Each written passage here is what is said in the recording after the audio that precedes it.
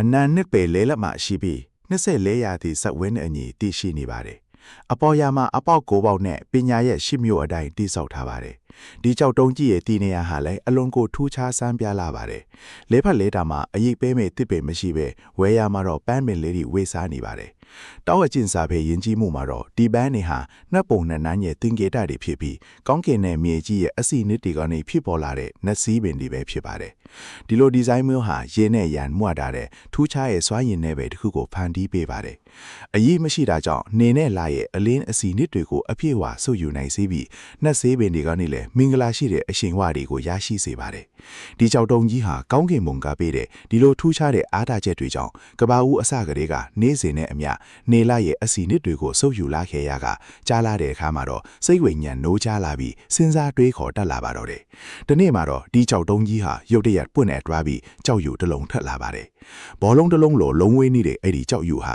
လေနဲ့ထွေထွေတဲ့အခါကြောက်မြောက်ကလေးအဖြစ်ပြောင်းလဲသွားပါတယ်။အင်္ဂါရက်စုံလင်းပြီးကိုလက်အင်္ဂါပြည့်စုံလာတဲ့ဒီကြောက်မြောက်ကလေးဟာမွေးမွေးချင်းမှာပဲလမ်းလျှောက်တက်လာပြီးအရက်လေးမျက်နှာကိုဦးချကန်းတော်ခဲ့ပါတယ်။မျက်လုံးအစုံကနေရွှေရောင်အလင်းတန်းတစ်ခုထွက်ပေါ်လာပြီးနတ်မင်းကြီးဆန်မြန်းညာနန်းတော်အထိရောက်ရှိသွားပါတယ်။ဒါဟာကောင်းကင်ဘုံကနတ်မင်းကြီးဖြစ်တဲ့ဂျိတ်အင်ဘရာကိုတုံးလုံးချုပ်ချစေခဲ့ပါတယ်။နတ်မင်းကြီးဟာနတ်မျက်စိနဲ့နတ်နာရှင်တွေကိုတောင်တကားဝက်ကိုတွားရောက်ချီရှုဖို့အမိန့်ပေးလိုက်ပါတယ်။သူတို့ပြန်ရောက်လာပြီးအကျိုးကြောင့်တင်းပြတဲ့အခါမှာတော့နတ်မင်းကြီးကကရုဏာသက်စွာနဲ့မိန့်ကြားလိုက်တာက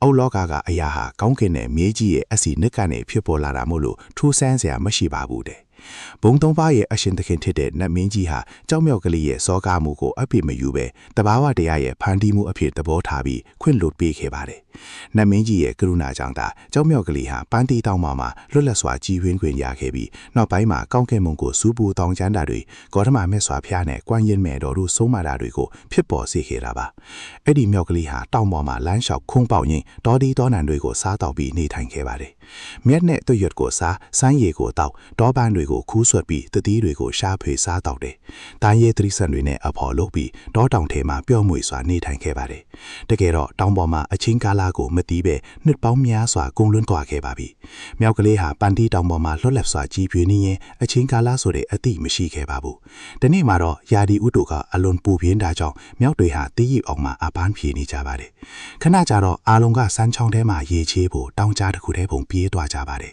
။အဲ့ဒီအချိန်မှာမြောက်တကောင်ကပြောလိုက်တာကဒီရေတွေကဘဲကလာလဲဆိုလားငါတို့မသိဘူးငါတို့အားနေတာနဲ့အမျှရေစီးစင်ညာလမ်းကြောင်းအတိုင်းလိုက်သွားပြီးမြေဖျားခံရကိုရှားကြည့်ကြဆိုတယ်ဒါနဲ့ပဲမြောက်အုပ်ကြီးဟာတအုပ်လုံးစုပေါင်းပြီးရေစီးရာအတိုင်းတောင်းပေါ်ကိုတက်သွားကြပါတယ်မြေဖျားခံရကိုရောက်တဲ့အခါမှာတော့အလွန်လှပတဲ့ရေတကွန်းကြီးတစ်ခုကိုတွေ့လိုက်ရပါတယ်ဒီမြင်ကွင်းကိုမြင်လိုက်ရတဲ့မြောက်တီဟာစိတ်လှတဲ့ရေတကွန်းမဲလို့ဝိုင်းချီးကျူးကြပါတယ်အဲ့ဒီအချိန်မှာမြောက်တကောင်ကစိန်ခေါ်လိုက်ပါတယ်ဘယ်သူကတက်တီရှိရှိနဲ့ဒီတဲကိုဝင်းပြီးမြေဖျားခံရကိုရှားနိုင်မလဲအနာအစားမရှိပြန်ထွက်လာနိုင်ရင်သူ့ကိုငါတို့ရဲ့ဘေးရင်အဖြစ်တိမ်မြောက်မယ်ဒါပေမဲ့ဘဲသူမှမထူးကြပါဘူးသုံးချိန်နိုင်တိုင်းခေါ်လိုက်တဲ့အခါမှာတော့ကြောက်မြောက်ကလေးကရုတ်တရက်ထွက်လာပြီးငါသွားမယ်လို့ပြောပြီးမျက်စိမိတ်ကိုကိုင်းကရေတခွန်းထဲကိုခုံဝင်သွားပါတော့တယ်အတွေ့ရောက်လို့မျက်စိဖွင့်ကြည့်လိုက်တဲ့အခါမှာတော့ရေတခွန်းနောက်ွယ်မှာရေမရှိပဲတရားတစင်းရှိနေတာကိုတွေ့လိုက်ရပါတယ်တေချာကြည့်လိုက်တော့ဒါဟာတန်တရားကြီးတစ်ခုဖြစ်နေပါတော့တယ်